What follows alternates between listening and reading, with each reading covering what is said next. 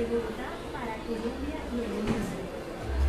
Estás escuchando un Rosario Radio.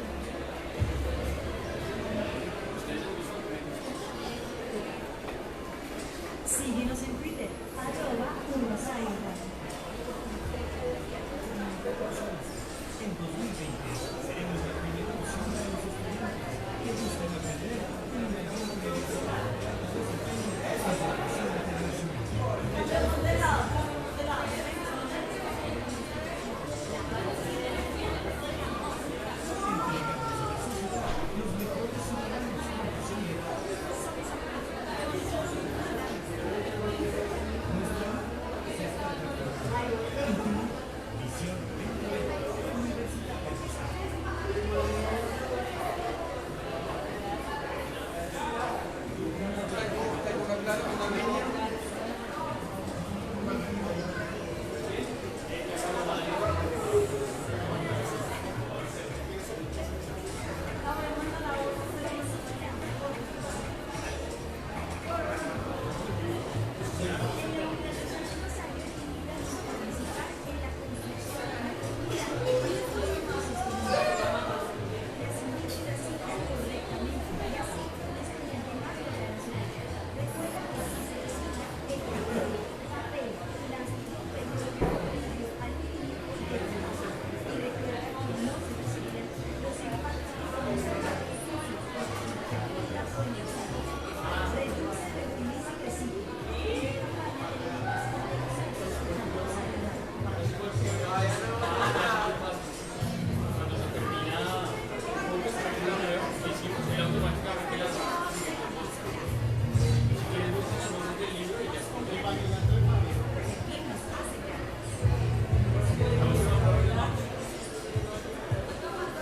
Comunidad Rosalista, forma parte de nuestra misión 2020, será lograr una universidad con carácter internacional y reconocimiento nacional.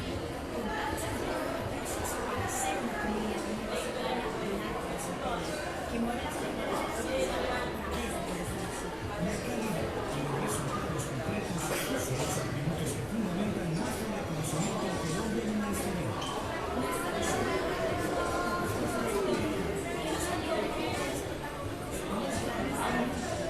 Nuestra sexta categoría. Y tú, Visión 2020, Universidad del Rosario.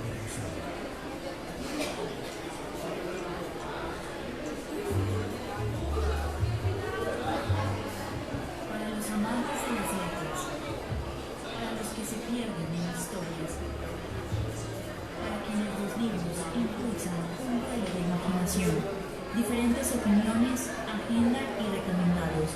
Un Rosario Radio presenta Las Voces del Libro, diferentes voces más allá de las letras.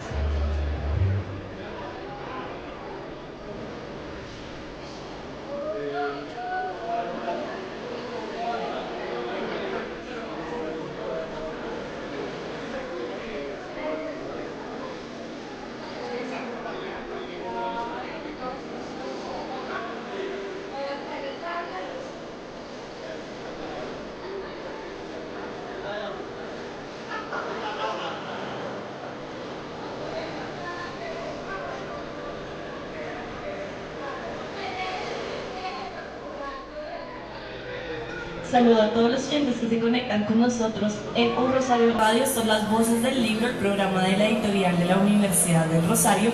Y hoy nos encontramos en otro lugar muy diferente a la cabina del Rosario. Estamos en la sede de la Quinta de Mutis. Aquí es donde estudian los estudiantes de Medicina y Ciencias de la Salud, también los de Biología, Ingeniería Biomédica, Fisioterapia, Psicología. Entonces es un contexto súper diferente al del claustro. Y en la mesa de trabajo me acompaña Diego Garzón, quien hoy es nuestro panelista en Las Voces del Libro.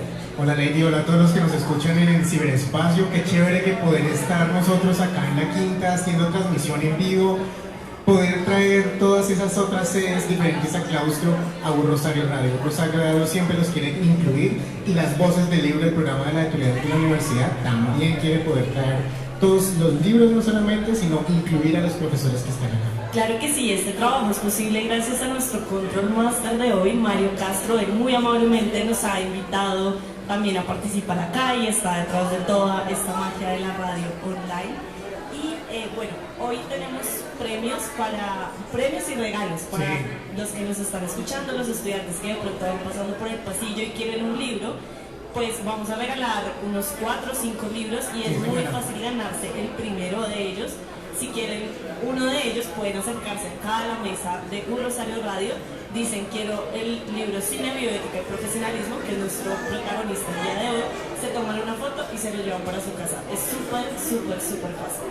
Súper interesante ese libro que vamos a hablar en un ratico, ¿no? Porque la verdad que hay mucho que ofrecer a nivel pedagógico, en especial de la forma en que se enseña estas ciencias de la salud. No es fácil. Antes de entrar en vivo estamos hablando que no es fácil estudiar medicina, incluso estudiar todas estas carreras no es nada fácil y pues bueno, esto también hay que generar ciertas estrategias, ciertas metodologías pedagógicas para poder transmitir el conocimiento.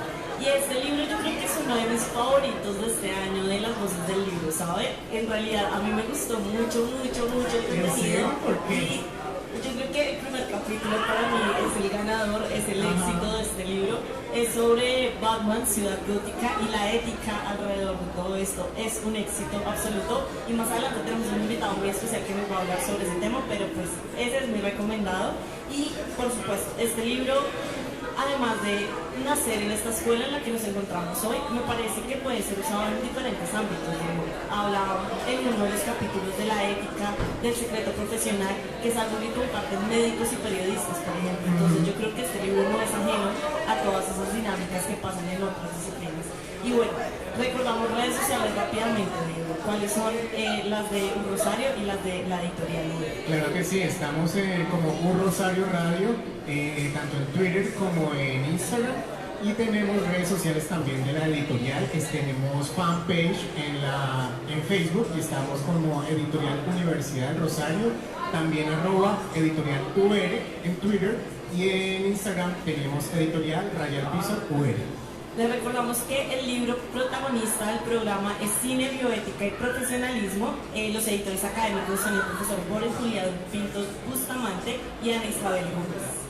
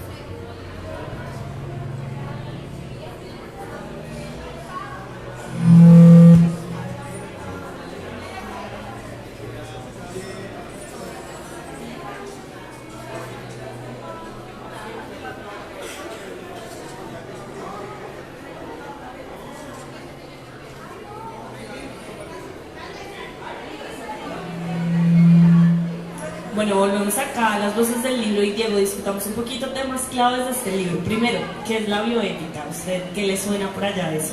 Venga, usted sabe que nosotros somos de la Escuela de Ciencias Humanas, usted periodista, yo antropólogo, y bueno, para nosotros eso de la ética va mucho por el lado de la filosofía, por el lado de la filosofía práctica, ética aplicada, todas esas materias que uno veía en pregrado. Eso tiene que ser muy denso. Para mí eso tiene que ser muy denso. Vamos a ver qué tan denso se puede convertir ya con otras estrategias pedagógicas. Pues bueno, yo le doy como tips clave para entender eso de la bioética y es el estudio de los aspectos éticos de las ciencias de la vida, especialmente la medicina, la biología y también de las relaciones del hombre con los otros seres vivos. Entonces ahí es donde le venía comentando que alberga un montón de situaciones, un montón de disciplinas que pues son de importante consideración. La otra cosa que me parece relevante de este libro, pues bueno, está compuesto por 7 artículos, cada uno de ellos tiene diferentes autores que son profesores y estudiantes y eso es bastante interesante porque el libro surge a raíz de un trabajo junto con un semillero de investigación. Usted es director de un semillero, Diego, y cuénteme por qué la importancia de esos semilleros y de ese trabajo conjunto.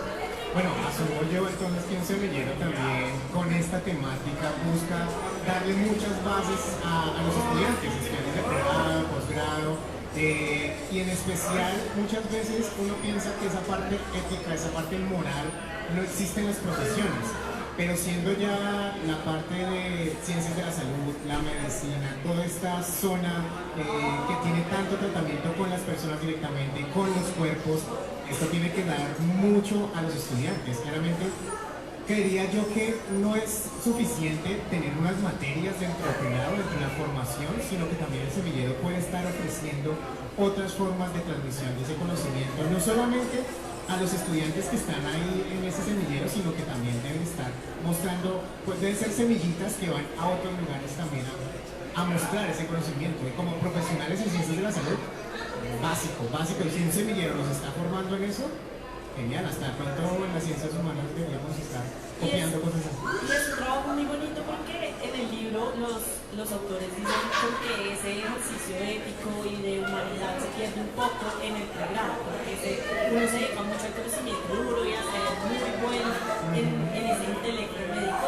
pero a la hora de relacionarse con el paciente, de generar estas comprensiones que van más allá de entender una enfermedad, pues se descuida un poco. Entonces es un trabajo bien interesante y para entender eso los autores usan el cine, que es una herramienta que si bien se usan muchas de las clases que uno tiene en la universidad porque ponen películas para contextualizar y demás, ellos lo hacen de una forma analítica y hermenéutica bien bonita y es extraer como esos dilemas morales, esas situaciones que pueden pasar en las películas, que también pueden pasar en la vida real y analizarlas.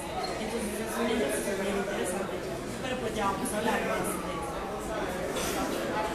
Usted toca un tema ahí súper importante y este libro que no sé si hemos dicho ya todo el nombre completo del libro es Cine, Bioética y Profesionalismo de la Escuela de Medicina y Ciencias de la Salud. Pero toca un tema súper importante y es utilizar los medios audiovisuales para mostrar situaciones de la vida diaria. Yo tengo algo y es que a mí me gusta mucho Friends, la serie Friends que es de los 90, terminó por allá a principios de los 2000. Su generación, mucha de su generación, 20 años, 24, 22, yo digo, les hace falta ver Friends. Les falta ver Friends para ver ciertas situaciones a las que enfrentarse muchas veces. Y esto creo que puede llegar a dar muchas pistas de cómo ver la vida en una clase. Mire que a mí me parece interesante el ejercicio del cine porque me parece que aplica para todas las disciplinas. Yo soy muy partidaria de que Avatar explica qué es antropología en mi caso. Siempre le digo eso a la gente, lo comento en clases como vearse la película, porque en realidad si usted todavía no sabe qué es antropología, lo va a entender a través de esa película. Y aquí funciona perfecto ese caso también para entender un montón de problemas éticos y morales. Entonces, eso no es ajeno y obvio. Yo creo que vamos a discutirlo más adelante y esa es la idea de que la realidad supera la ficción, que si bien las películas no sirven para entenderlo, ¿qué pasa cuando esa realidad es súper diferente y súper ajena a eso que vimos a través del cine? Pero bueno. Y lo otro, pues, valioso a rescatar de este libro Cine, Bioética y Profesionalismo es la interdisciplinariedad con la que está construido. El semillero está compuesto por estudiantes de Derecho y de Medicina, entonces ese diálogo es interesante. Yo creo que usted nos puede hablar un poquito más de ese valor de la interdisciplinariedad. Es chévere que Rosario se vaya mucho por la interdisciplinariedad, ¿no? Solamente no lo vemos en la Escuela de Ciencias Humanas, sino en la Escuela de Medicina y Ciencias de la Salud. También vemos esos intentos de hacer trabajos, proyectos interdisciplinarios. Es genial poder hacer eso, porque cada uno da como su punto de vista sobre cada rama. Nuestro semillero, mi semillero de antropología y medios, ahí tenemos estudiantes de historia, de sociología, de antropología, de artes liberales, no son tan distantes como la medicina y el derecho, pero sí llegan a complementarse en muchas cosas y eso es necesario. Si uno quiere hacer academia actualmente, comenzando desde un semillero de investigación estudiantil, debe pensar siempre en trabajos interdisciplinarios. Eso de nuestro debate de irnos un poquito en contra de la academia clásica es, sí, no solamente debemos pensar en academia cerrada, sino en academia que se hable con otras carreras, con otros espacios. Y eso es interesante particularmente en nuestra universidad porque nosotros estamos separados en sedes por disciplinas, ¿no? Sí. Entonces un estudiante de antropología difícilmente se va a cruzar con alguien de medicina, uno de jurisprudencia también, entonces como que estamos bien segregados por motivos más logísticos que, digamos, ideológicos de la universidad, y poder tener estos espacios y estos productos como este libro Cine, Bioética y Profesionalismo es un ejercicio de verdad invaluable y que muestra la calidad de estudiantes que tiene la universidad, ¿no? Ahora pensándolo, debemos proponer reuniones semillero en otras sedes. Claro, sería súper interesante porque además uno aprende de los compañeros, ¿no? Hay muchos saberes que uno pues es completamente ajeno y pues eso es súper enriquecedor para un profesional. Entonces, bueno, les recordamos que estamos regalando libros acá en la mesa de Rosario Radio desde la cuenta de Mutis. Si está por acá cerca, pues entre, nos dice que quiere el libro, se toma una foto y se lo puede llevar con usted, que está buenísimo y es uno de los grandes recomendados de la editorial. Vamos a una pausa y ya regresamos con las voces del libro.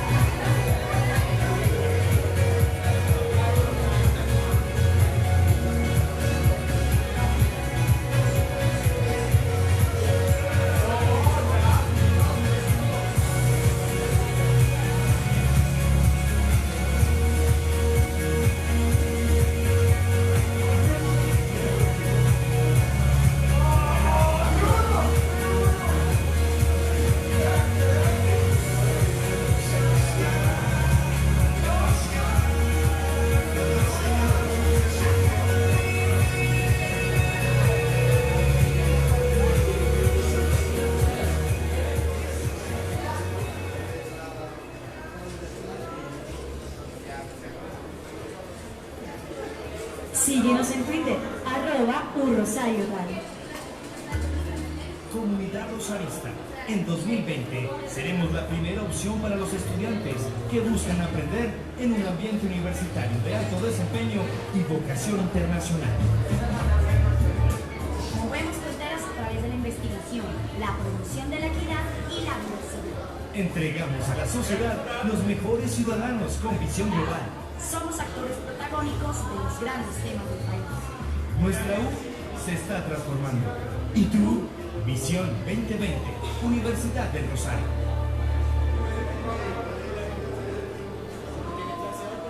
Navega, trabaja y estudia con U Rosario Radio.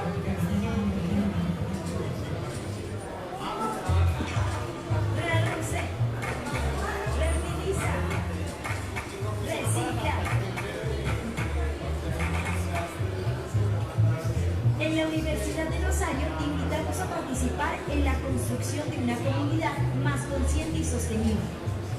Clasifica y recicla correctamente y así un estudiante más logrará su meta. Recuerda que si se recicla el cartón, papel, plástico, periódico, vidrio, aluminio y Tetra Pak. Y recuerda que no se reciclan los empaques contaminados, sucios con residuos de comida o engrasados. Reduce, reutiliza y recicla. Una campaña de la Universidad de Rosario y U Rosario Radio. Porque cumples lo que prometes, para que los demás sepan qué esperar. porque hablas y actúas con claridad. Servir nos hace grandes. Universidad de Rosario. Comunidad Rosaista, como parte de nuestra visión 2020, una universidad con carácter y reconocimiento nacional. Contamos con todos los recursos para ser una comunidad universitaria de alto desempeño, que mueve las fronteras de la ciencia a través de la investigación. La calidad y los resultados concretos son los atributos que fundamentan nuestro reconocimiento en Colombia y en el exterior. Nuestra visión global permite encontrar respuestas idóneas que nos convierten en actores protagónicos de los grandes temas. Nuestra U se está transformando. Y tú, Visión 2020, Universidad de Rosario.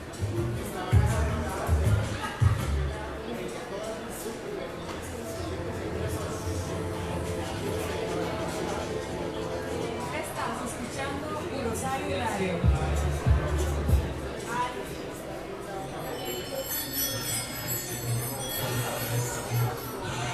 Para todos los biciusuarios rosaristas hay buenas noticias. Acomoda tu bicicleta y siéntete seguro en el nuevo espacio para cicloparqueadero en el sótano de la sede claustro.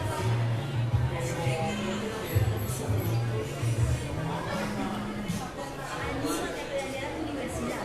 Son más de 150 cupos disponibles con seguridad garantizada, como parte del programa institucional de área del sistema de gestión escolar. Nuevo cicloparqueadero sede claustro, una invitación de movilidad y medio ambiente para toda la comunidad rosarista. Porque servir nos hace grandes.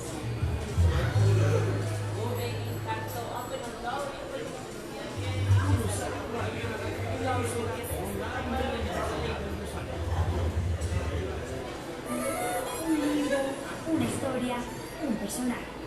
Entre textos.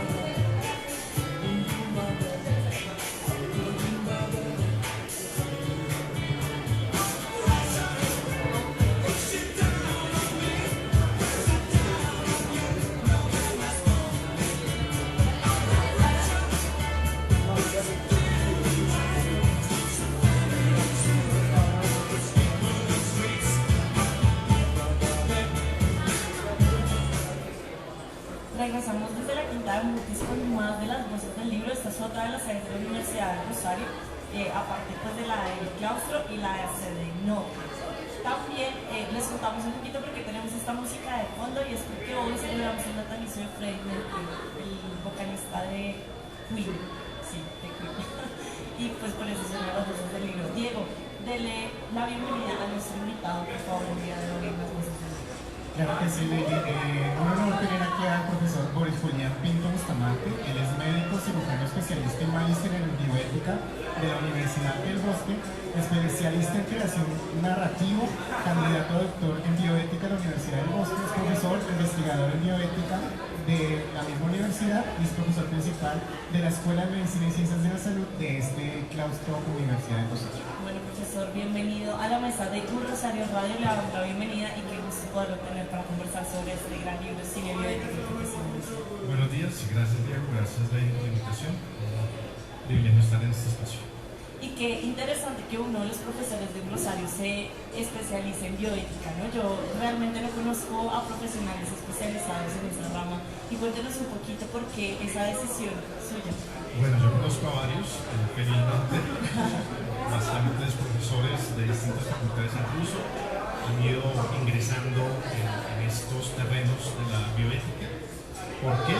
Bueno, porque quizá los desafíos que enfrentamos como sociedad, como cuerpos profesionales, como instituciones universitarias y como humanidad en general, son desafíos que seguramente no se pueden abordar desde una única perspectiva disciplinar, desde un único conocimiento técnico o científico y profesional, sino que cada vez necesitamos más establecer vínculos entre ciencias humanas, entre otro tipo de ciencias, las mal llamadas ciencias duras o ciencias exactas, tender puentes en términos de enriquecernos con otras miradas, otras perspectivas para abordar problemas conjuntos, como el cambio climático, como los problemas migratorios, como todos los desafíos que genera el avance de la tecnología, de las biotecnologías, no hablo hoy en día de genética, de órganos, de tantos problemas que no son solo médicos, no son técnicos, son jurídicos, son filosóficos,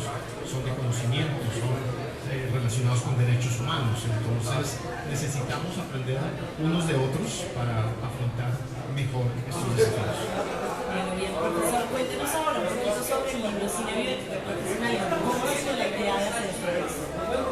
Bueno, antes que eso, ¿cómo surge la idea del semillero? Porque realmente el semillero fue iniciativa de los estudiantes de medicina. Estudiantes en ese momento de cuarto, quinto semestre se acercaron a los profesores, especialmente a la profesora Anisabel Gómez, quien es vicedecana de la Escuela de Medicina y Ciencias de la Salud de esta universidad, y le expresaron esa inquietud, esa motivación. ¿Por qué? Bueno, porque en nuestras clases usamos muchas veces como herramienta didáctica el cine, la literatura y otras herramientas. Particularmente la doctora Isabel Gómez es una cinéfila consumada y entonces en sus clases nunca falta el cine, y eso le gustó mucho a los estudiantes y empezaron a acercarse, los temas les gustaban y nos propusieron. Los estudiantes nos dijeron: queremos hacer un semillero. Nuestra sorpresa fue mayúscula cuando pues, no eran uno o dos, sino bueno, eran casi 30 personas que querían hacer parte del semillero. Muy complejo porque pues, es un grupo muy grande, eso demanda pues, muchos recursos, esfuerzos, tiempo, y pensamos entonces en un producto que pudiera realizarse en el tiempo en el cual pudiera mejorarse todo ese grupo de estudiantes. Y como su inclinación, su motivación era no solo la bioética, sino el tema del cine, de las series, de cómo eso se articulaba con su profesión, etc. Entonces propusimos esa idea, un producto de 4 libros que tuviera distintos tópicos, son casi 30 capítulos en los que están presupuestados, y que abordaran pues, todas esas clases, todos esos temas que ellos veían en sus clases, pero con un compromiso, y era el concurso decidido de los estudiantes. Es decir, no queríamos solamente hacer un trabajo donde el estudiante hacía una función de auxiliar, o de quien busca la información o quien hace las referencias, no, sino que ellos aportaban de forma significativa a estos productos. Entonces empezamos, este es el primer libro, el segundo libro ya está en la editorial, en su proceso editorial, y tercer y cuarto libro van un 70-80%, esperamos que en un año ya estén los 4 libros en la editorial. Muy chévere esta publicación, profesor. Eso quiere decir entonces que hay mucha participación de esos textos dentro de este libro y entre los próximos que van a venir. Sí. ¿Cuánto podríamos decir que hay de estudiantes ahí de esos textos? Uno de esos textos es suyo. De nosotros, el resto son estudiantes. ¿Cuántos estudiantes hay en este texto? No recuerdo cuántos. En la última página, en la contrasolapa, ya aparece la referencia a la relación de los autores. No recuerdo cuántos son. Pero la gran mayoría son estudiantes. En todos los capítulos hay vinculados estudiantes del semillero, en todos. Participamos profesores con los estudiantes, en algunos nos colaboró un estudiante, en otros 3 hasta 4 estudiantes. Entonces, pues un compromiso donde ellos participaron significativamente en cada uno de estos puntos. Profesor, usted escribe el primer capítulo de este libro que yo venía mencionando, es uno de mis favoritos porque habla de la ética de Ciudad Gótica y la personalidad de Batman y el Guasón. Batman es uno de mis superhéroes favoritos, sí, no es mi favorito, pero yo quisiera que le contara a los oyentes un poquito más sobre esa construcción de ese texto y esa idea de Ciudad Gótica y la ética.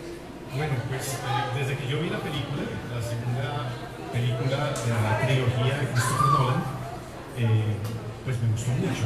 Las 3 películas me gustan, pero la segunda me pareció particularmente rica por muchas razones. Yo en ese momento estaba empezando, yo hace más de 10 años, esa película es de 2008, ¿sí? Entonces, sí, hace 10 años cuando yo la vi estaba empezando este tránsito por los caminos de la bioética. Entonces estaba empezando a ver qué era esto de la ética. Pues yo soy médico como formación inicial, entonces pues me gusta la filosofía y estaba empezando a estudiar esto que es la filosofía moral, la ética.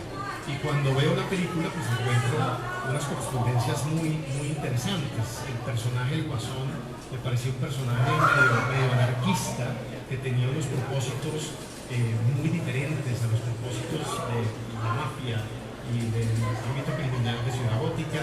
Me parecía que esa presencia del Guasón distorsionaba, sacaba de quicio a Batman, lo ponía contra la pared. Empecé a ver el personaje de Harvey Dent, me acordé de la novela gráfica, de las distintas novelas gráficas de las que se sirve esta trilogía de Christopher Nolan. Muchos elementos, pero hubo uno que particularmente me llamó la atención, el experimento de los ferries, cuando los ciudadanos de Ciudad Gótica, ante la amenaza terrorista del Guasón, ante el miedo político que establece el Guasón por medio del terror, deciden salir en dos ferries. En uno van los presidiarios, en otro van los ciudadanos libres, y en ese momento me acordé del dilema del prisionero, de uno de los dilemas clásicos de las teorías de juegos, y dije, bueno, esto es un dilema del prisionero, esto es una teoría de juegos. Aquí lo que están planteando es un dilema del prisionero, pero distinto al clásico dilema del prisionero que uno le enseña en ética y en resolución de conflictos. Entonces me di a la tarea de estudiar el tema y me di cuenta que detrás de ese guión de Christopher Nolan, pues cada elemento de ese guión no era caprichoso. Había todo un trasfondo psicológico, filosófico, ético, político, y había un mensaje. Entonces, el capítulo nace de esa inquietud, de hace más de 10 años. Entonces, esa investigación me llevó a darme cuenta de que había ya publicaciones, incluso en publicaciones importantes en el mundo de economía, de matemáticas, donde hacían análisis matemáticos de qué pasaba en las películas de Christopher Nolan. Me di cuenta de que, como digo, no hay nada caprichoso en ese guión, sino que hay toda una apuesta política y unas preguntas éticas que incluso no se resuelven. Al final, por ejemplo, Harvey Dent tiene unas frases pues que dejan entrever la complejidad de tomar decisiones éticas en situaciones irrepetibles, en callejones sin salida, el papel del azar en la toma de decisiones, el papel de la integridad moral y la decisión final de Batman de asumir los crímenes de Harvey Dent para preservar la confianza pública de Ciudad Gótica en las instituciones. Es un sacrificio moral que hace Batman pues impresionante. Entonces el capítulo nace de eso, es un análisis ético de distintos elementos donde quizá el foco principal está en la versión que ofrece el experimento de los ferries como una alternativa al dilema clásico del prisionero. Es qué haces tú cuando tienes que tomar decisiones morales en callejones sin salida, a qué te aferras, a decisiones racionales, estratégicas, o tomamos decisiones los seres humanos no solo por la racionalidad estratégica sino por los sentimientos, las emociones, los sentimientos morales. Entonces, detrás de eso pues hay toda una apuesta teórica que está plasmada en el capítulo. Brillante, definitivamente brillante. Y también, ¿cómo se seleccionaron las películas que aparecen en los otros capítulos? ¿Fueron acuerdos entre los profesores y los estudiantes? Sí. En un primer ejercicio nosotros definimos qué temas se iban a abordar, quiénes iban a participar en cada uno de los capítulos y identificamos películas, muchas de las cuales no conocían, los estudiantes nos actualizamos en muchas de esas series. Digamos que los capítulos son distintos. Por ejemplo, el primer capítulo solo aborda una película, que es El Caballero Oscuro, mientras que hay otros, como por ejemplo participación de los niños en toma de decisiones, donde se tocan muchas más películas. Hay estilos distintos. En algunos capítulos se buscó que el capítulo también le ofreciera a quien enseña bioética y derecho médico, le ofreciera insumos, le ofreciera películas. Al final están las fichas técnicas para que quien enseña bioética pueda echar mano de esos recursos y reproducir, claro, las peculiaridades y el estilo de cada quien, pues lo que esas películas pueden enseñarle sobre ética, sobre moral, sobre bioética, sobre la profesionalidad de los estudiantes. En algunos ejercicios más hermenéuticos, por ejemplo, el primer capítulo de Batman es más hermenéutico, se desglosa, se analiza una sola película. En otras es más analógico, es decir, se toman distintos fragmentos de distintas películas que sirvan como analogías a lo que se vive en la vida profesional, etc. Profesor, de pronto con los colegas que no conocen mucho el tema de bioética, ¿cómo han recibido este tipo de investigaciones? ¿Usted cómo ve que de pronto los colegas que les interesa la bioética pero no la enseñan como usted, de pronto ellos cómo ven este tipo de nuevas formas pedagógicas, de pronto el profesional ya formado, que ya está en la práctica de este tipo de cosas? ¿Cómo ve este panorama con sus colegas? Creo que lo ven como algo interesante, divertido y útil. No somos los primeros, sobre esto hay incluso ya publicaciones especializadas. En Argentina, la Universidad de Buenos Aires tiene una revista indexada de ética y cine, el Journal de Ética y Cine, y tienen de hecho un congreso anual internacional online de ética y cine. Este año es el 8º congreso. De hecho, el año pasado participamos con 3 de nuestros productos en ese congreso en 2017. Uno de esos fue la ética en Ciudad Gótica. Este año estamos participando con uno sobre aspectos genéticos. Entonces, si uno revisa publicaciones del mundo, hay muchas publicaciones sobre el cine, la bioética y sus relaciones y cómo enseñar la bioética desde otras perspectivas. Nosotros quisimos hacer un libro más asequible, más fácil de usar tanto para estudiantes como para los profesores. Uno de esto podríamos haber hecho 7 capítulos tipo la ética en Ciudad Gótica, unos análisis hermenéuticos muy robustos, y seguramente seguiremos en esa línea. Pero también hay otros capítulos que son más sencillos y que buscamos que los estudiantes tengan los elementos fundamentales para su ejercicio profesional. De hecho, ya algunos de estos capítulos los estamos usando como bibliografía propuesta sugerida para las clases que ellos tienen que preparar sobre secreto profesional, participación de niños en toma de decisiones, dilemas al final de la vida, todo eso. Pero también que para el profesor sea un texto amable. Entonces creo que es un recurso desde la ética narrativa. La ética se puede enseñar de muchas formas. La ética narrativa lo que busca es reivindicar que muchas decisiones éticas, morales, no son decisiones, como decía, racionales, estratégicas, son decisiones basadas en afectos, en pasiones, en emociones, en sentimientos. Esa frase de la novela Milán Kundera, la inmortalidad, aquella frase donde dice: cuando René Descartes pronunció su célebre frase, pienso luego existo, cogito ergo sum, con seguridad estaba desestimando el dolor de muela. El dolor de muela. La pregunta es: ¿con un dolor de muela somos esa criatura racional, estratégica, casi semidivina que planteó Descartes? ¿Somos racionales en medio del dolor, en medio del sufrimiento? Entonces el mismo Milán Kundera dice: propongo que ese paradigma que tiene Occidente, pienso luego existo, el hombre racional, lo llevemos a un terreno más humilde, que es el homo sentimentalis, el homo dolens, el homo que se duele, el homo que siente. No todos los seres humanos compartimos las mismas capacidades cognitivas o intelectuales. Hay una diversidad cognitiva en nuestra humanidad, pero en general todos sí compartimos algo que es el dolor y el miedo, el temor ante la humillación, el sufrimiento y las distintas formas de violencia. Entonces, la ética narrativa lo que busca, entre otras cosas, es reconocer eso. Somos seres que sienten, y eso se expresa a través de productos culturales que expresan emociones, llámese novela, llámese música, llámese cine. Son productos culturales que expresan temores, sentimientos, afectos, fobias, pasiones, que hacen parte de lo que realmente somos como seres humanos. Entonces quizá por eso se da este vínculo. Uno puede dar toda la carreta, toda la teoría. A un estudiante de medicina, seamos sinceros, no creo, salvo a los que les gusta la filosofía, que hay, pero son pocos, no les interesa como tal entender que hay una ética descriptiva y una ética normativa y una metaética.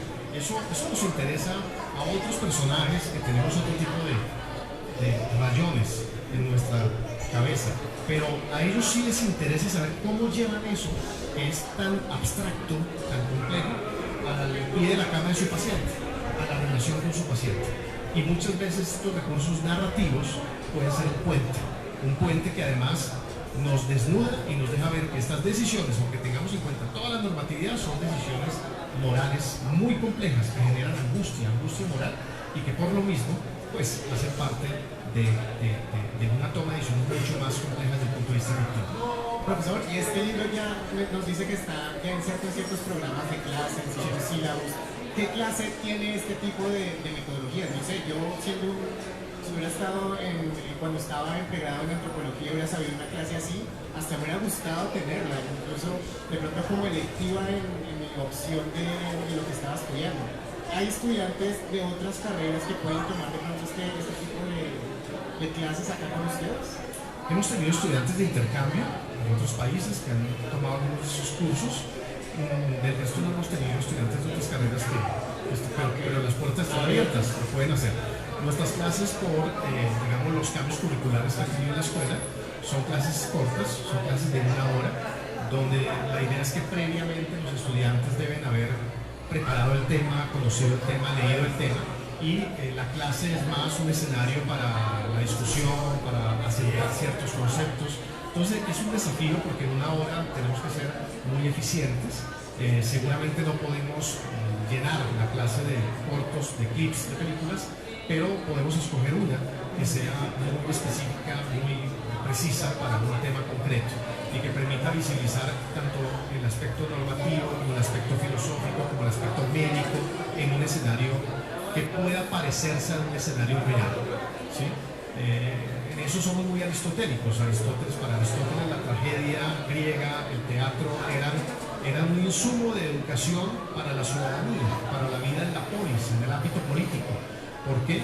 Porque la tragedia y el teatro nos permitía desdoblarnos, es decir, ponernos en la piel, en los zapatos, en el pellejo de la víctima, de Casandra, de Agamenón, de Antígona, y por un momento pensar qué decisión tomaría yo si yo fuera Antígona.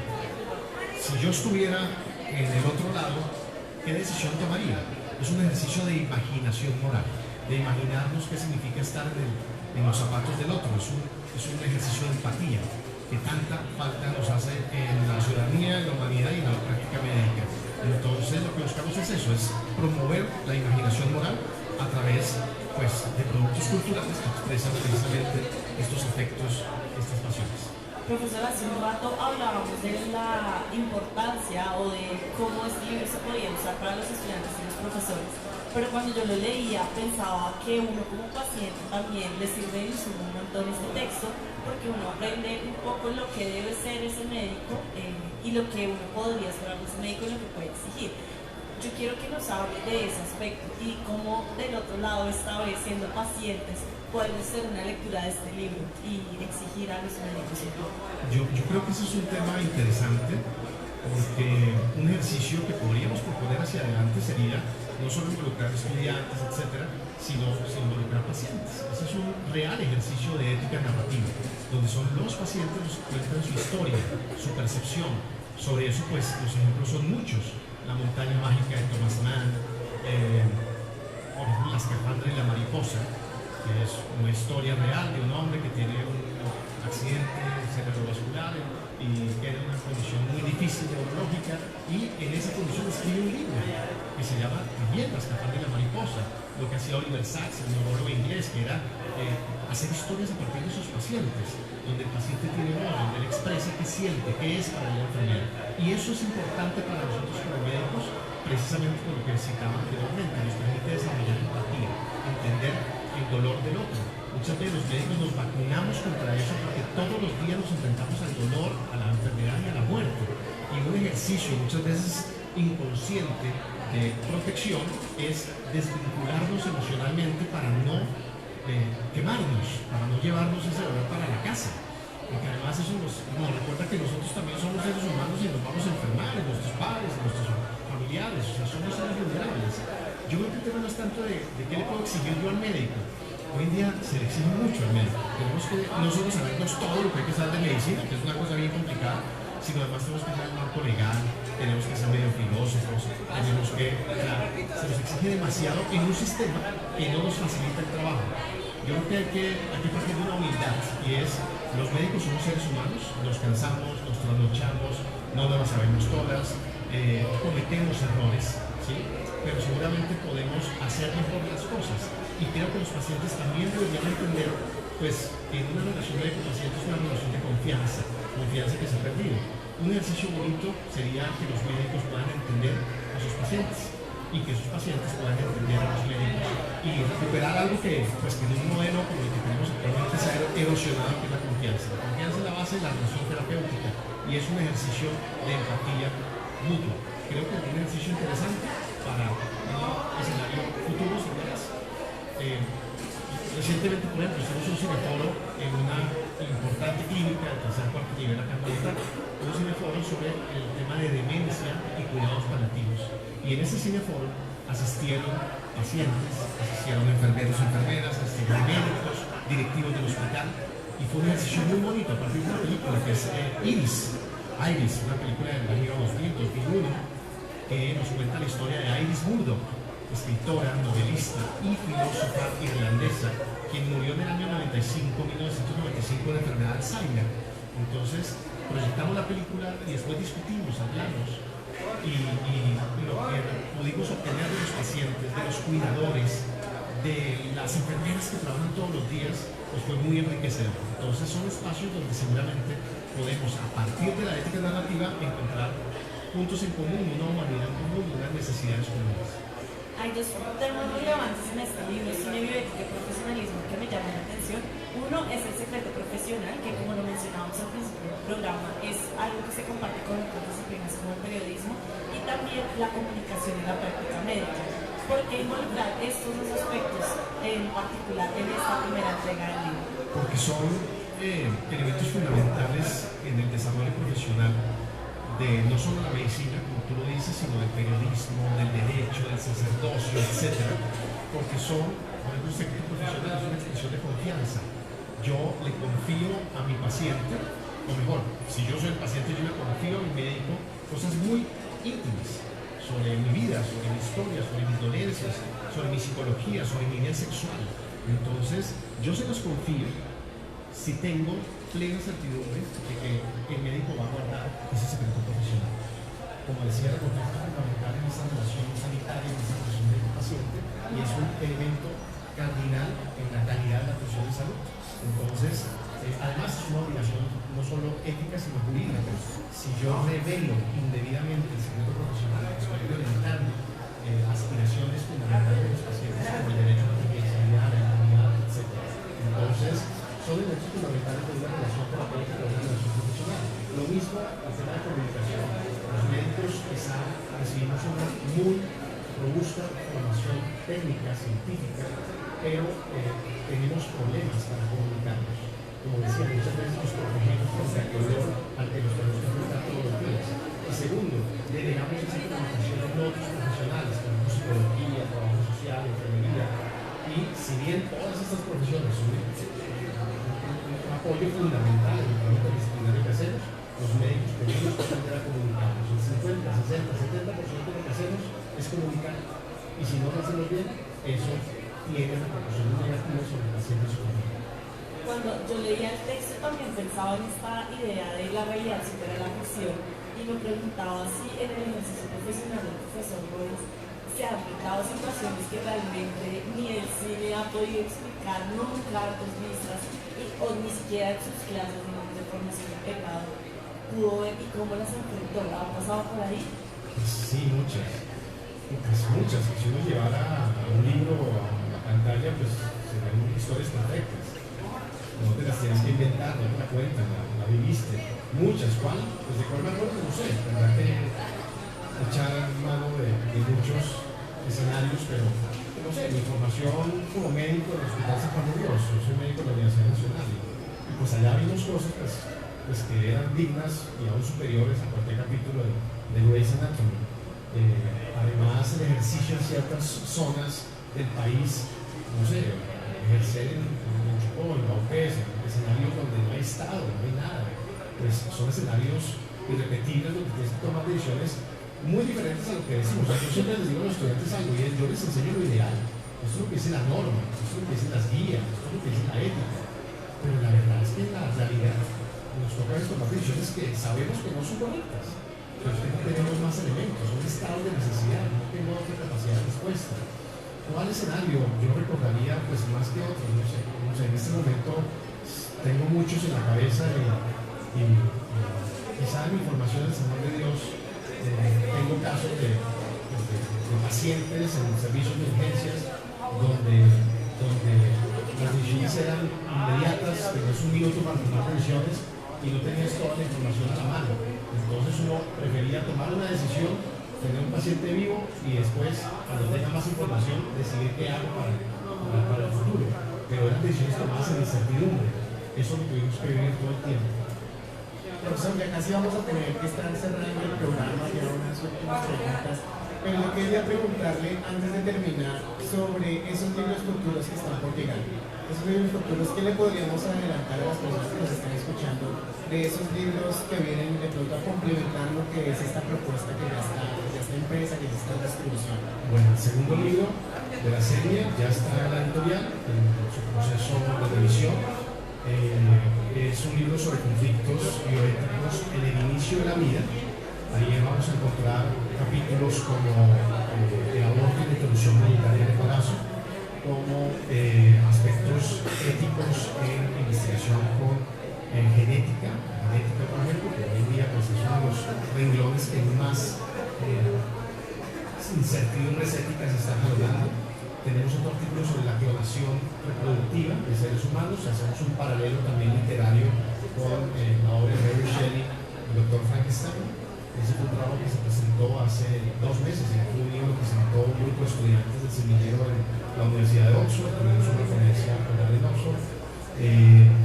También viene un capítulo sobre reproducción asistida, conflictos bioéticos en la reproducción asistida. Y un capítulo que para nosotros fue muy significativo sobre aspectos bioéticos en personas con estados intersexuales y transexualismo. Digo que es muy significativo porque los aportes de los estudiantes en todos los capítulos, pero en este fueron unos aportes muy importantes, donde aprendimos mucho. Todos aprendemos, pero en este yo debo decir que aprendí muchísimo sobre el tema de transexualismo. Diría que la mitad del capítulo está escrito por estudiantes. Entonces, creo que va a ser uno de los trabajos más enriquecedores. En el tercer libro será sobre conflictos bioéticos en el final de la vida. Estamos en este momento trabajando en ese documento, esperando entregarlo en noviembre, diciembre a la editorial. Ahí tendremos temas como eutanasia, cuidados paliativos, demencia, muerte cerebral, trasplante de órganos, transhumanismo, todo eso. Y el cuarto libro será un libro sobre bioética y derechos humanos. Hablaremos sobre ética de investigación, sobre salud mental y derechos humanos, sobre investigación con animales no humanos, sobre el tema del consumo de drogas, por ejemplo, sobre salud intercultural, qué hacer cuando nos acercamos a una comunidad distinta cultural históricamente a la nuestra, para atender problemas de salud pública también. Entonces, sí, en general serán 30 o 35 capítulos repartidos en 4 libros y pues vamos en ese proceso. Profesor, antes de irnos, ¿cuáles son esos retos pedagógicos que tienen los profesores al enfrentarse a la hora de enseñar bioética? ¿Qué encuentra usted todavía que falta en esas clases o qué se puede recomendar desde su experiencia y desde su trabajo? Seguramente hay varios desafíos. Uno de esos es entender que cuando hablamos de valores, porque la ética, la bioética giran en torno a valores, no todos compartimos los mismos valores. En sociedades con aspiraciones democráticas, con aspiraciones pluralistas, no todos compartimos el mismo canon de valores. Hay personas que son creyentes, hay personas que no son creyentes, hay personas que creen en distintas deidades, y ese es un valor fundamental en una sociedad que algún día aspira a ser una sociedad democrática. De la misma forma, hay umbrales distintos de lo que para cada quien es la vida buena y la felicidad. Habrá quien considera que la vida buena es casarse y tener hijos, habrá quien considera que la vida buena es no casarse y vivir con una mascota. Eso lo define cada persona y es uno de los grandes logros de la modernidad, es el respeto por el ámbito privado del individuo, de las decisiones privadas. Uno de los grandes desafíos es entender que yo tengo unos principios, unos valores, pero que no puedo imponérselos a los demás. Y siempre en una relación pedagógica, se quiera o no, hay implícita una relación de poder, hay una relación asimétrica. Yo me paro con un micrófono delante de 100, 150 personas y tengo poder. Entonces, en ética, yo no puedo imponer mis valores y mis prejuicios muchas veces a los demás. Hemos aprendido mucho de nuestros estudiantes. artículo lo presenté el primer semestre, como novedad, hicimos un artículo con los estudiantes del semillero sobre la dignidad del cuerpo, la dignidad del cadáver, la necroética, y pues un artículo que nos deleitó mucho y uno asume que ya tiene todas las respuestas. Y cuando estoy en la clase, un estudiante del primer semestre me hace una pregunta fascinante y me desbarató mucho en mi discurso. Yo tuve que reconocer que mi argumento en ese artículo ya publicado estaba todo. Y le dije, hagamos una cosa, usted y yo escribamos un artículo y ayúdeme a madurar ese concepto, porque usted tiene razón. Yo no puedo simplemente simplificar, no puedo simplificar la dignidad del cuerpo al hecho del ADN. Es un cuerpo que tiene un ADN de una persona identificable. Porque él me decía, bueno, el cuerpo tiene dignidad porque no es el ADN de alguien ni de una familia. Pero ¿y si esa persona murió con una prótesis o murió con un marcapasos? Y ese marcapasos no es ADN, pero es la máquina que le permitía al corazón latir. Ese marcapasos tendría dignidad. Es una muy buena pregunta. Es una muy buena pregunta porque hace parte del cuerpo, es muy implícita del cuerpo. Ahí entramos en los terrenos del transhumanismo, de lo artificial. Esa es una pregunta de un estudiante de primer semestre en el anatomía médica. Entonces aquí tienes humildad intelectual y crecer con los demás, con los estudiantes, en terrenos en los que no, aunque tengamos doctorado, no lo sabemos todas, es un continuo proceso de aprendizaje. Creo que es el gran desafío. En la ética que no puede fundar valores ni creer que tengo la última verdad revelada. En la ciencia tampoco. Como decía Aristóteles, la ética, la política y la medicina son saberes provisionales, se enriquecen todos los días, no son saberes absolutos universales. Bueno, profesor, en este trabajo brillante, quiero que nos regale por favor el contacto para aquellos que estén interesados en sus trabajos, para que se comuniquen con usted, por el semillero también, se le den más próximas, a donde pueden escribir o llamar o...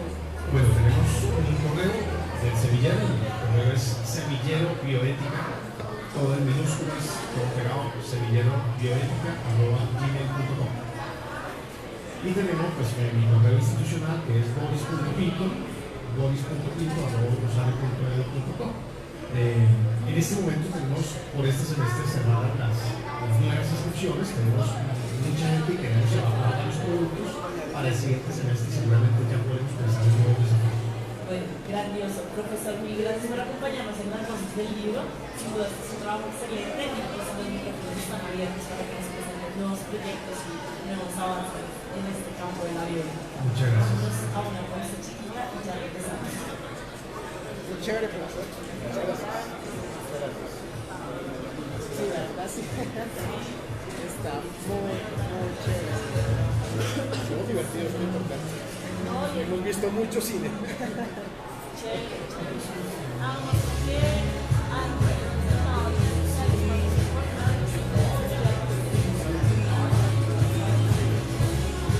un año hemos tenido participado en 3 eventos internacionales y en 4 nacionales.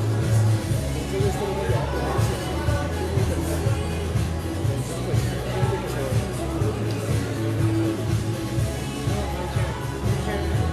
Nosotros estamos en la pelea con el semillero que tenemos también, con los estudiantes y todo eso, pero creo que ustedes la cogieron por bandera, lo de la cine, todo esto de las series, muchas veces estamos hablando de eso. Sí. ¿Pero hay que comentar?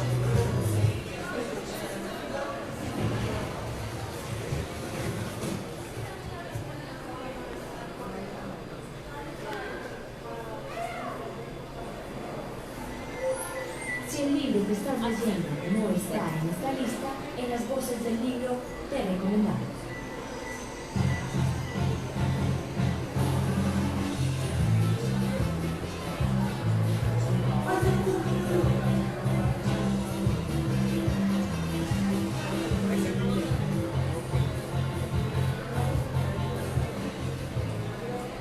Al ritmo del Escarios y le parte de la banda bogotana, le damos paso a los libros recomendados del día de hoy. Diego, ¿cuál es el primer recomendado de este libro?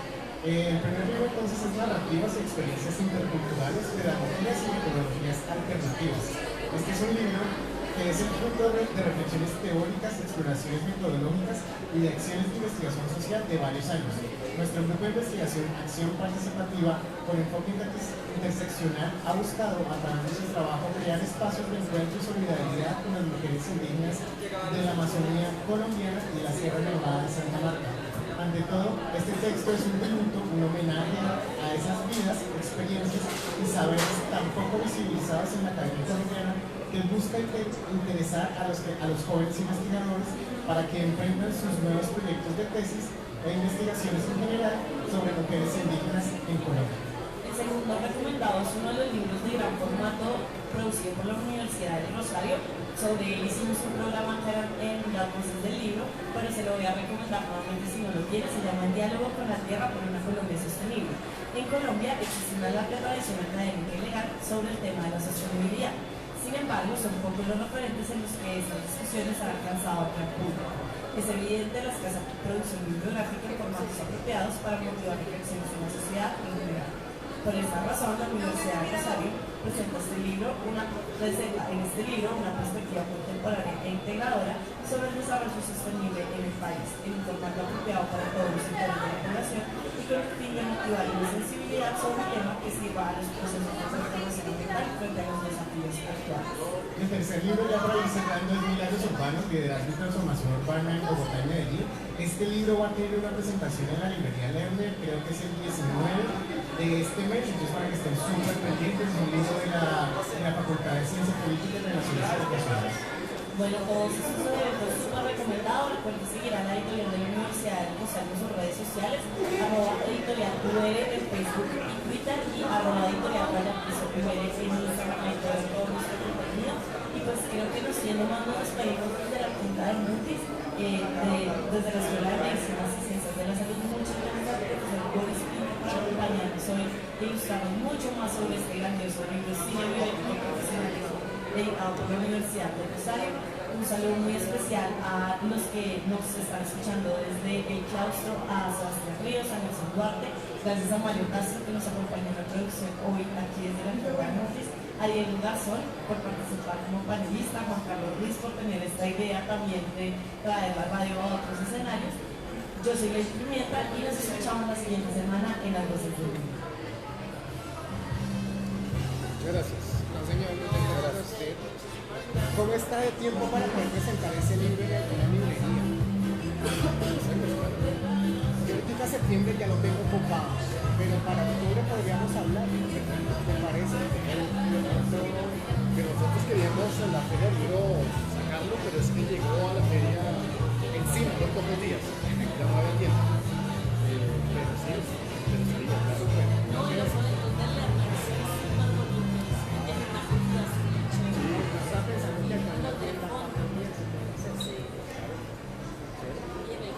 Pero creo que hay un investigador más fácil de perder a leer lo que hace.